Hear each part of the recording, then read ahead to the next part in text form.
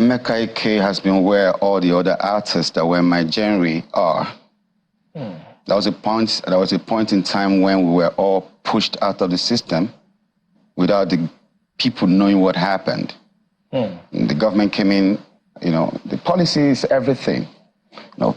Just one policy could change everything for the whole industry. And there were days of,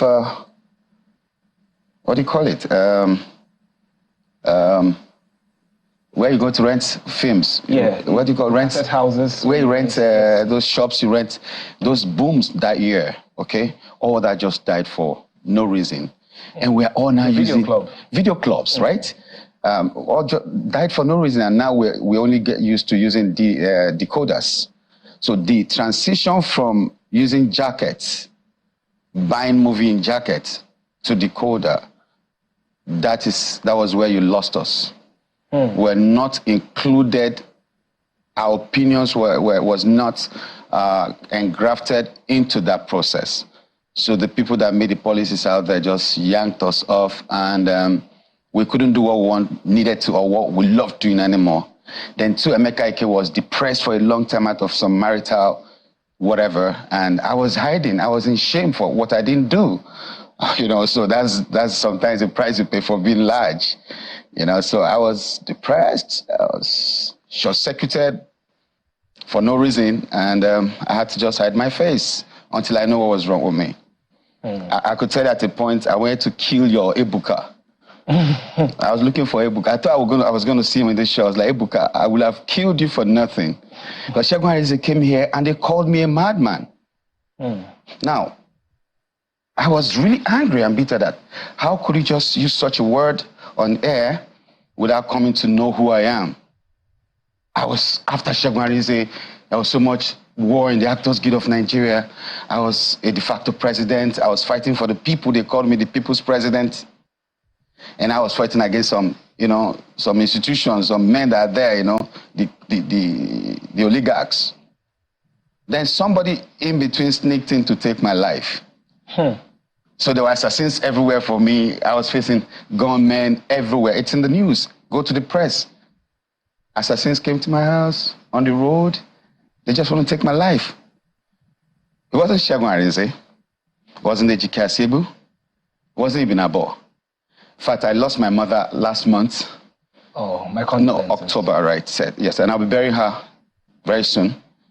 Ibn Abo called me, and she'll be coming for my mother's burial. But that year, I was like, oh, Ibn Abo, you want to kill me? Stuff. But the woman that was behind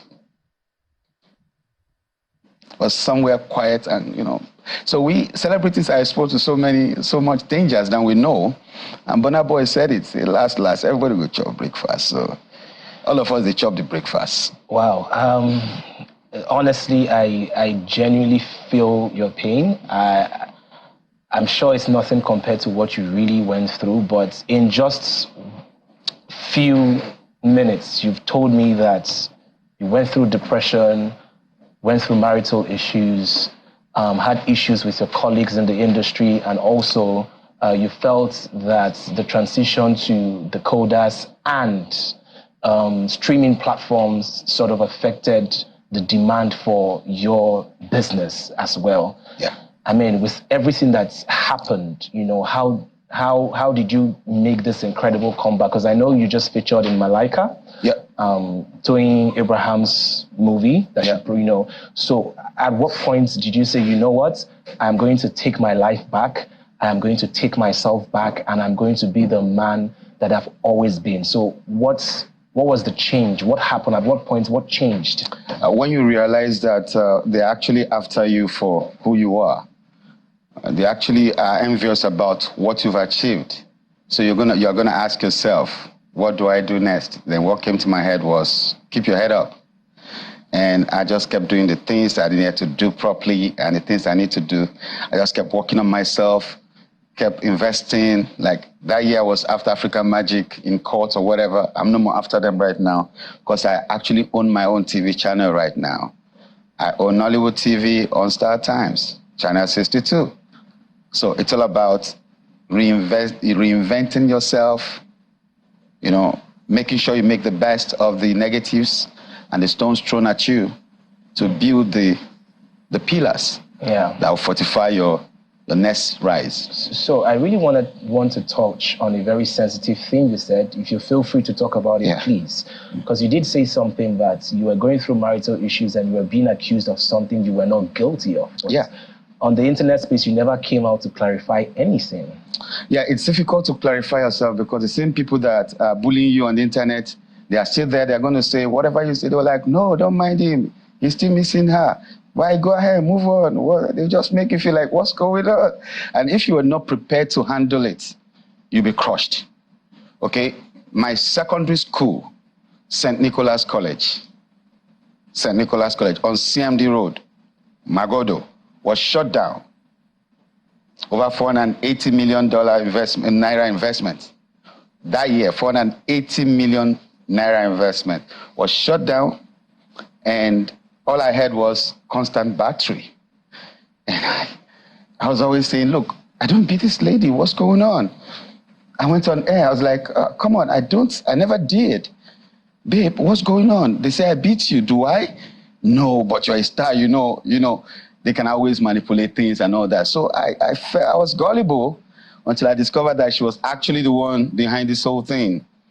You know, some ladies are too desperate for marriage lately. And she actually told me one time that I'm not the marriage type. I didn't understand it. So the young men need to know that there are plenty of ladies that are not the marriage type lately. And they're the ones that get you and I first.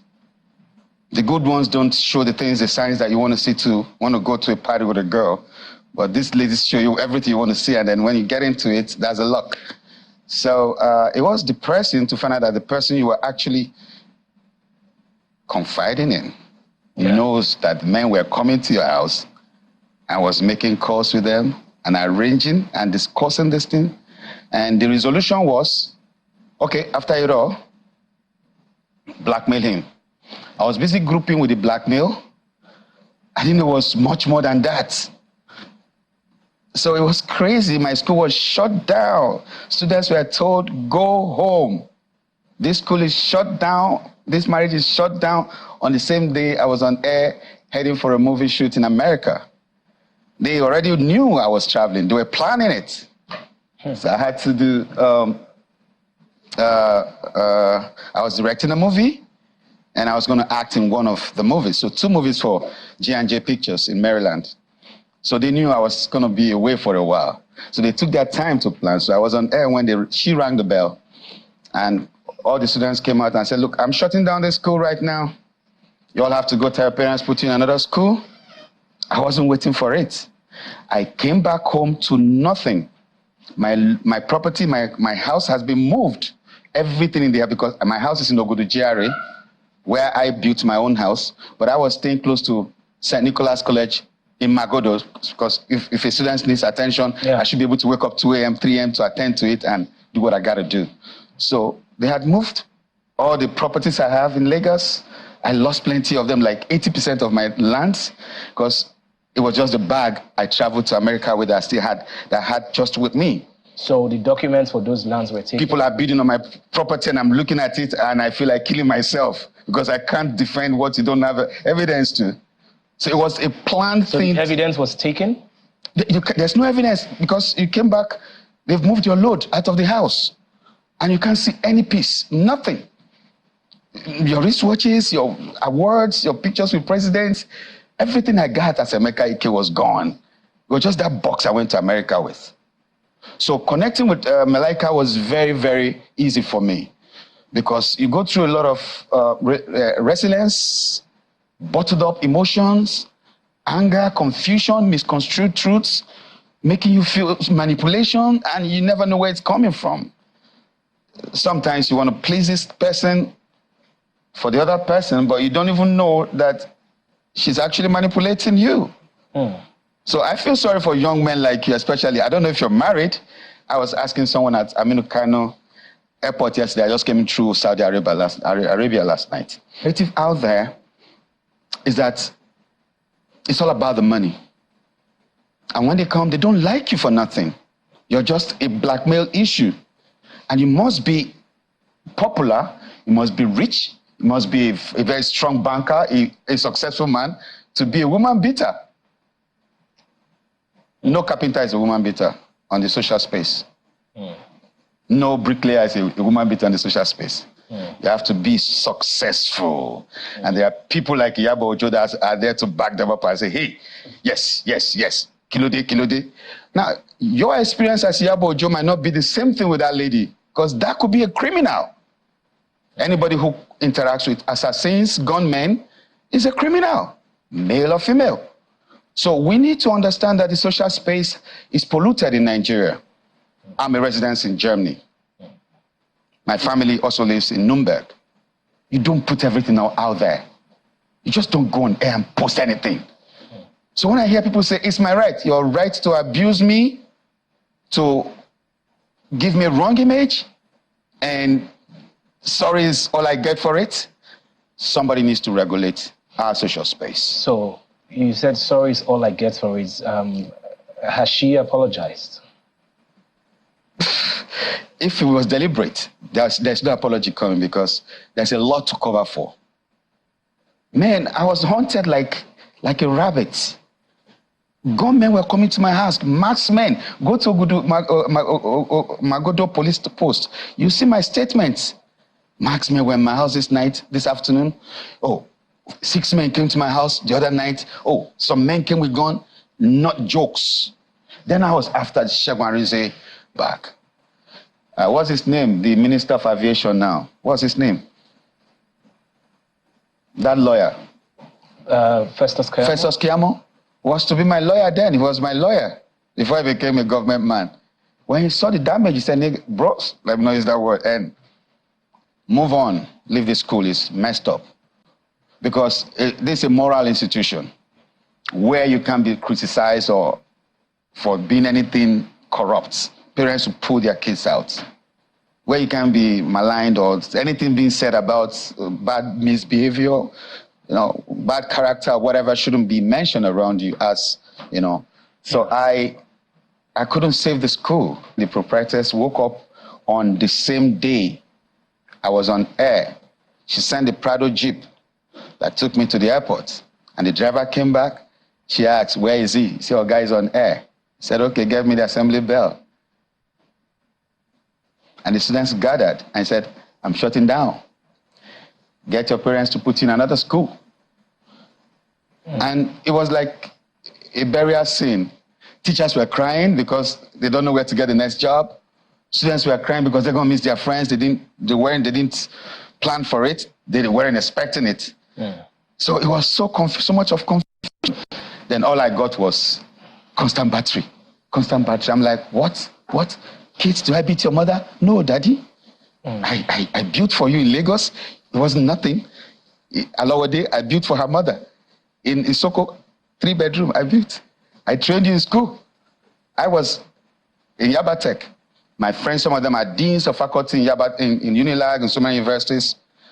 I just took her there, give her admission. And I changed her life. Made her a teacher. Put her into school part-time. They say, this one is pregnant too. You don't feel like jam. I said, okay, that's why we're here. Drive any car you want. The Prado, the Touareg, any of the Infinity, any car you want, just have fun. You're a big man's wife. And that's all I got for it. Because I was investing on someone who wasn't investing in me. So you just keep loving, but you don't know if you're really loved in return. So that's the mistake we make as young people. We have found, I'm a material babe, street babe, man. It's about getting the girl. But if you've not talked about your security, does she like you?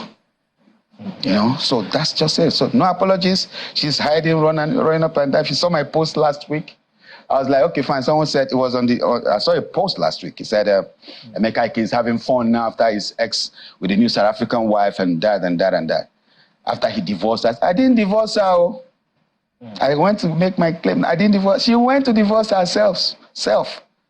She said, Governor, George, please divorce me. I have to go. I said, Kilo Day, where are you going? I was on my knees. Felix Duke was on his knees. My sisters were on their knees in court. The people that came with her to court were on their knees. Are you okay? What's wrong with you? We didn't understand what was going on in her psychology. But she was so restless. And if you read that, I was always saying she looks blackmailed. So when you're a lady and you're dealing with gunmen, it gets to a point when they take over from you. So you feel like it's not entirely her fault? She was being controlled. Her fault because she got herself into that corner. I wasn't working with people who would take her life. So the moment I start doing that, she know that something could twist. You understand me? Yeah. So it's a whole lot of confusion out there. Even as it is right now, 10 years she's been out of my house. And then last year she came, boom, when I was in Germany, I just went to arrange my kids' papers so they can move on. I shut down my stardom. Like I told you, depression made me, I shut down. Like I had to focus on my family. I noticed a lot of lapses. I said, okay, man, forget the stardom stuff right now. Yeah. The kids. Okay. I was able to bring them out of depression and build them. Yeah. But right now, she's in their possession. I don't know where else they are. I can't see my kids for 2 years. They are hiding from me. Their phone switched off. All right. I don't know. So it's a world we are finding ourselves. Yeah. But we know that God will see us straight. Emeka, first, I'll say that you've been through a lot. The stories I did not expect to hear as much. And,